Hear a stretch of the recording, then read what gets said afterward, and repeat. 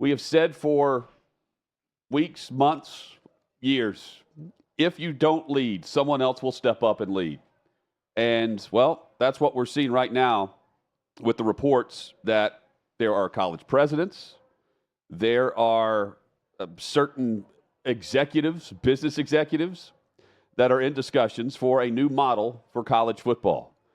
The 4 power conferences and Notre Dame, the 70 permanent members of what would be this super conference, this super league, and which is led by a group called College Sports Tomorrow, which I wonder whenever they actually have this figured out, is it turned into College Sports Today, or is it always College Sports Tomorrow? It sounds like a TV show.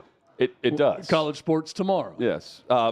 The new model, only for football, with the 4 power conferences in Notre Dame, and then what sounds like and what would be a promotion and relegation structure, much like European soccer, for the rest of the group, the rest of the teams involved, where you'd have 10-team divisions, and the power conferences right now would never be relegated.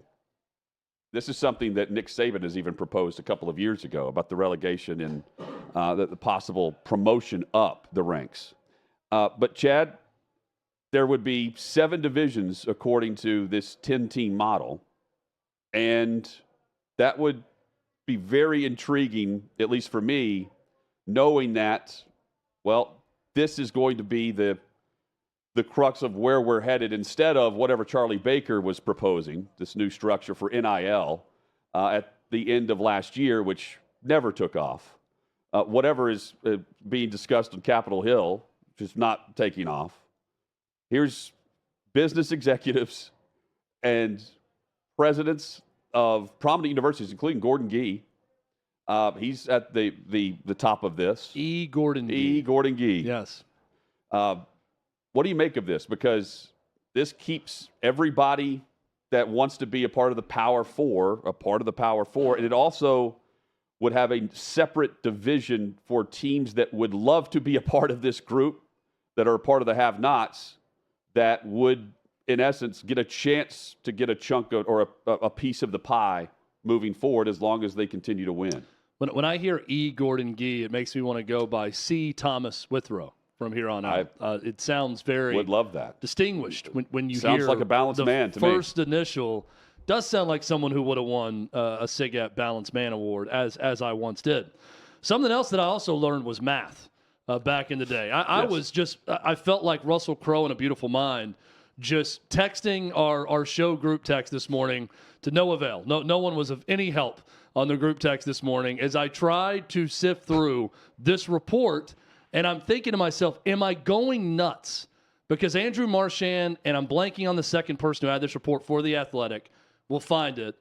They put it together. It's good reporting, and it is a structure that all of us believe will happen at some point or another. This is very close to what I've said forever is going to happen. It's going to be the separation into a super league or division that we're going to see. Stuart Mandel, yeah, very, very good reporter also. So Stuart Mandel and Andrew Marchand have this report, and both for contributing to The Athletic. And they say very plainly in the report, 70-team super conference with 7 10-team divisions. So I thought, man, it'll be a fun exercise to put these teams together and see what the divisions could look like. And then I added up all the teams, and I said, wait a minute.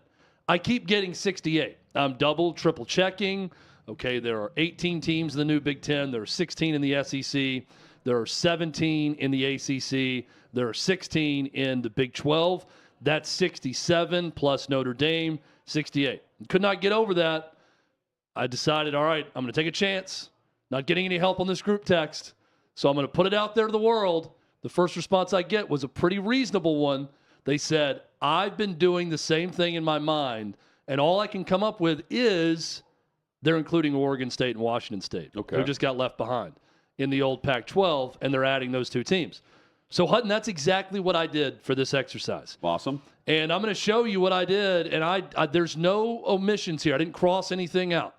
I went right down the list. I looked at all the teams, 70 teams available, plus that 10-team promotion relegation division of non-Power 4 programs that could move up or move down, and it looks like this Look right at here. your handwriting, by the way. Impeccable. Yeah, the handwriting's pretty good with a Sharpie pen. Normal pencil, it wouldn't look Not a as single good as correction. this. Not one correction. So just to give you just a little taste, I'll give you two different possible divisions as I see them. And keep in mind, the moment we put this out here, people are going to say, this is unfair. How dare you? Much like when I split up the SEC into the 4 pods. Yes. Boy, this isn't fair at all. Alabama would never go for this, or this team would never go for that. I'm not thinking about fairness. I'm thinking about what teams make sense next to each other, rivalry-wise and competition-wise, okay? So, my 7-10 team divisions, I'll give you a couple. Alabama, Auburn, LSU, Ole Miss, Mississippi State, Arkansas, Texas, Texas A&M, Oklahoma, Oklahoma State. This is kind of a cross of the SEC West, the old Big 8, and the old Southwest Conference all together. Sticking with that theme, this is my SEC East / ACC division. Georgia, Kentucky, Tennessee, Vanderbilt, Florida, Florida State, Clemson, South Carolina, Georgia Tech, and Louisville. Now, that's 2 examples. Here's maybe my favorite division. I'm not quite sure why. This is like my private school / Northeast / Metro Conference division. Penn State, Pittsburgh, West Virginia, Maryland, Rutgers, Syracuse, Boston College, Notre Dame, Miami, Northwestern. So in that, you've got Chicago. Rutgers is sort of in the New York market. Chicago is represented with Northwestern, Miami, Boston, and then, of course, Notre Dame represented everywhere, certainly across the Northeast also. Penn State, Pittsburgh, another big metropolitan area represented in that one.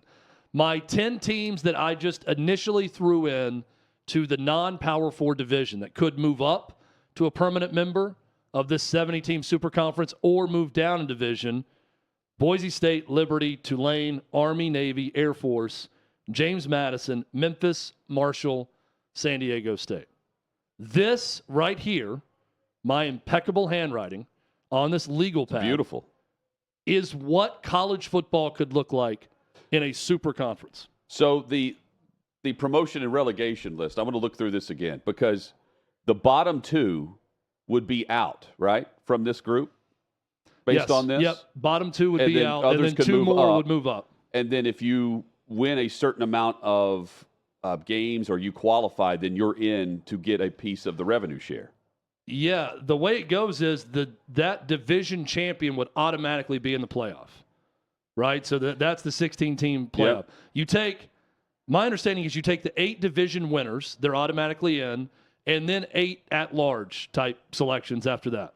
So really you would have one of those teams in that 8th division, the low division of this super conference, would automatically be in the playoff every year, and you'd have a flex 2 teams at the bottom. You lose it, 2 teams move up, and they get a chance to play their way back in to that 8th division of the super conference. So I don't hate this. I hate either. that college football is changing. I don't think it had to change. I like SEC and Big Ten in the conferences. But if it's got to change, I don't hate this format for what it could be. And Hutton, we know if you took this to market and you collectively bargained together, it's going to be very profitable for these 70 schools. yeah, what's that worth compared the 70 to the model permanent we schools have? here, right? Yeah, no doubt. Very profitable. So the other thing to note, according to the report, the College Sports Tomorrow group, they have met and they've been in front of the ACC and discussed at least something like this Super League with them. They have not been in front of the Big Ten or the SEC to this point. And we know that Tony Petitti and Greg Sankey, they have partnered together to figure out the future of the way we view college athletics.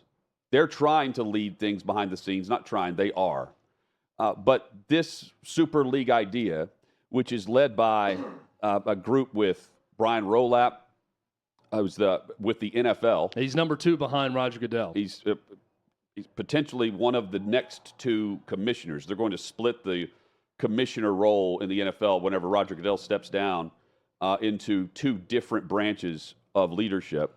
76ers owners are involved in this with David Blitzer being one of them. Lynn Perna of a search firm is there.